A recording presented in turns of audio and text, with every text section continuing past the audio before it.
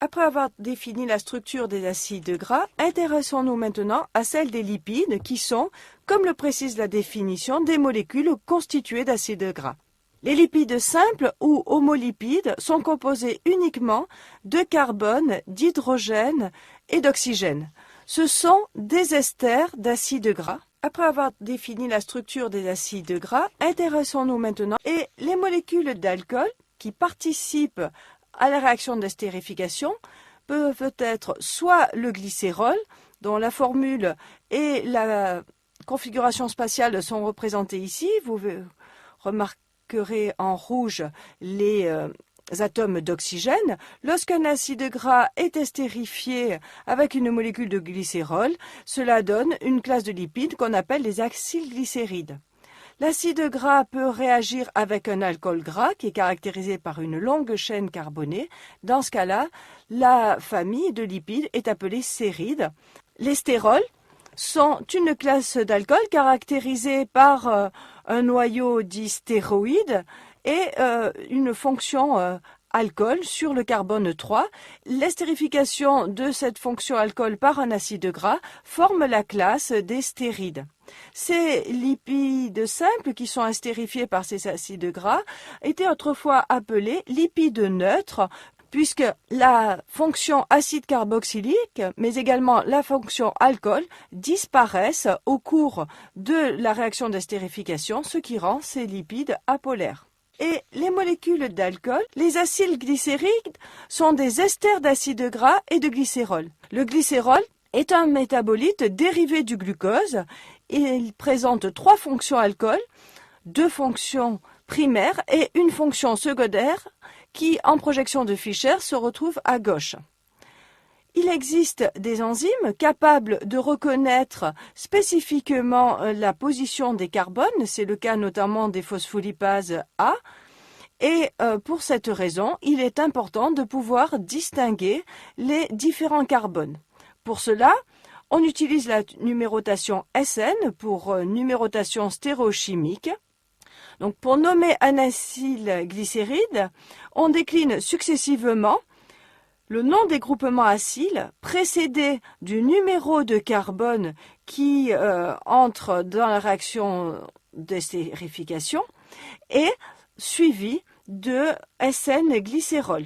Les acylglycérides on distingue 3 types d'acylglycérol, les monoacylglycérols où un seul alcool est estérifié, l'estérification pouvant avoir lieu sur un alcool primaire ou sur l'alcool secondaire.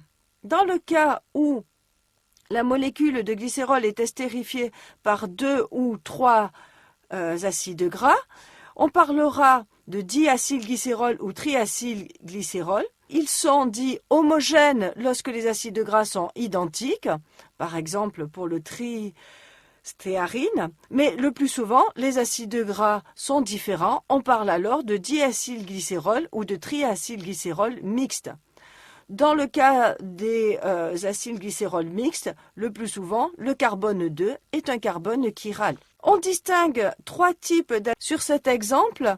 La nomenclature d'un triacylglycérol mixte qui est le 1,3 distéaryl 2-palmityl SN-glycérol et qui est constitué de 2 molécules d'acide stéarique en position SN1 et SN3 et d'un acide palmitique en position SN2. Sur cet exemple, la propriété physique dominante est le caractère complètement apolaire des acylglycérols naturels qui sont essentiellement sous la forme de triacylglycérol, puisque les groupes polaires, hydroxyle et carboxyle, disparaissent dans les liaisons ester.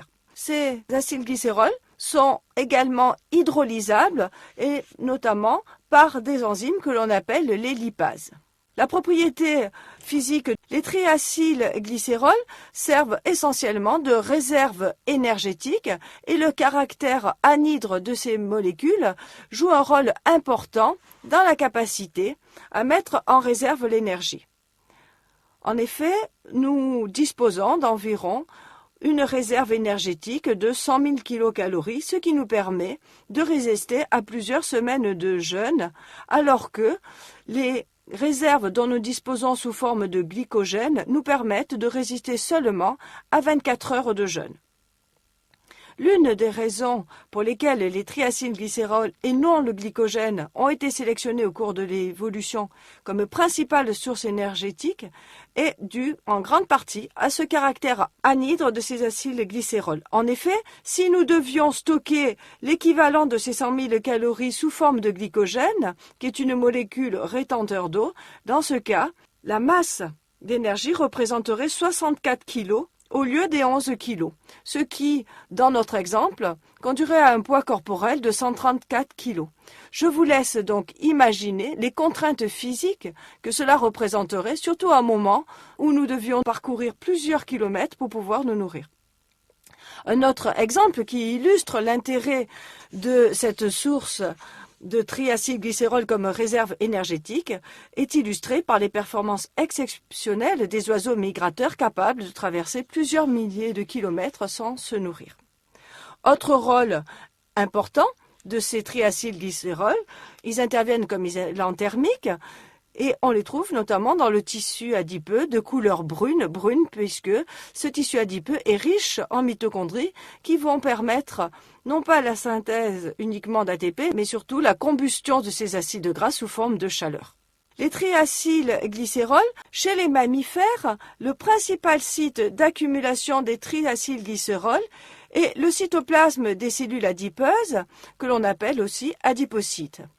Ces triacylglycérols constituent une réserve lipidique sous forme d'une vacuole qui occupe tout le volume de l'adipocyte et peut même conduire à des phénomènes d'hypertrophie de cette cellule.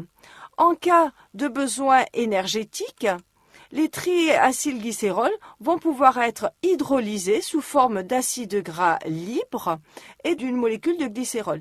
Les acides gras libres seront transportés dans la circulation liés à une molécule d'albumine jusqu'au tissu utilisateur, où là, ils seront utilisés à des fins énergétiques.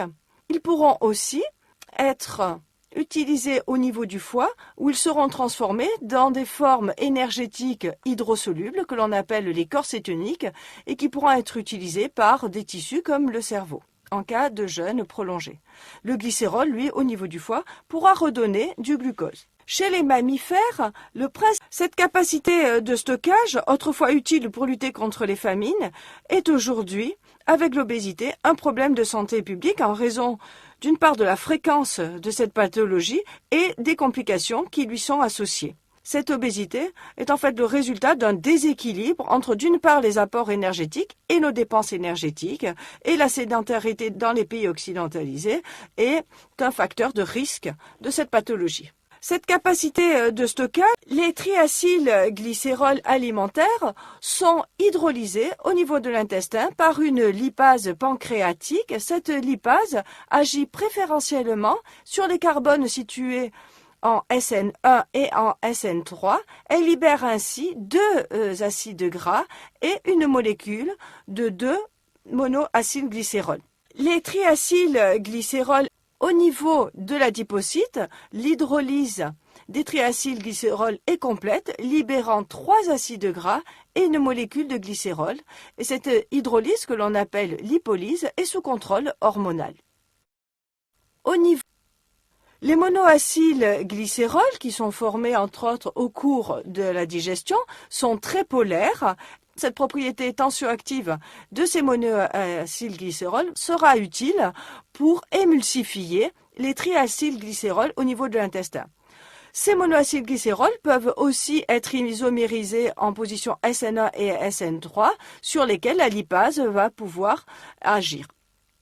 Ils sont utilisés en raison de leurs propriétés tensioactives dans l'agroalimentaire comme émulsifiants. On va les trouver notamment dans les mayonnaises et dans de nombreux produits alimentaires sous l'appellation E471 ou E472.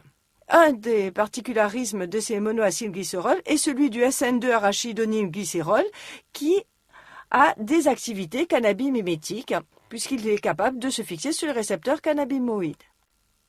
Les diacylglycérols comprennent plusieurs stéréoisomères selon la position de l'alcool qui est estérifié.